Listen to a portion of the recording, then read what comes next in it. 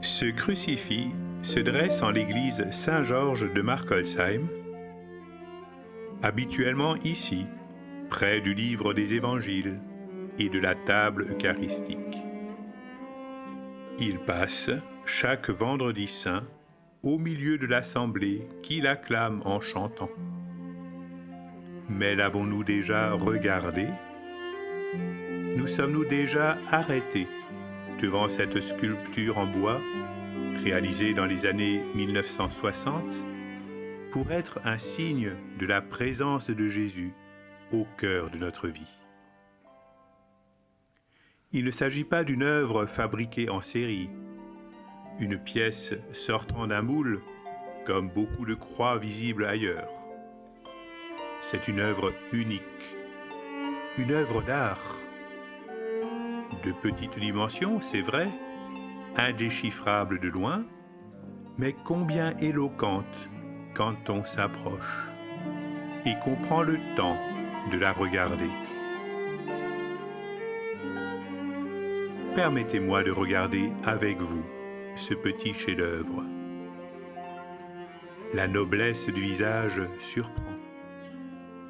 Elle inscrit les traces de la résurrection dans la traversée réelle et non déniée de la mort. Ses yeux caves et cernés ne sont pas clos sur le néant, mais reposent dans le sein du Père.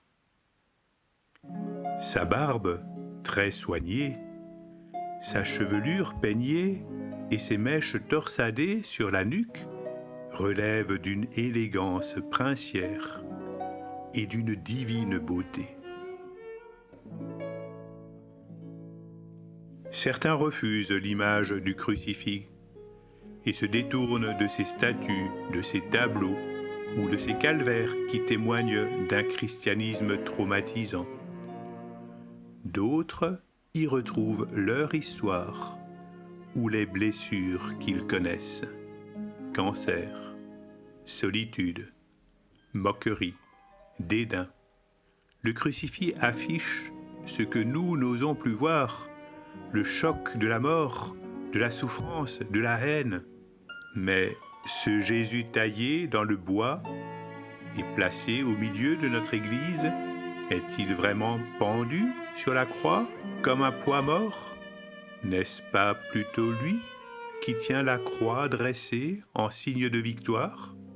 Car sa poitrine d'asphyxié n'altère pas sa dignité, ni sa force intérieure. Et ce contraste saisissant suggère l'alliance d'horreur et de paix, de mort et de résurrection. Ses bras totalement ouverts,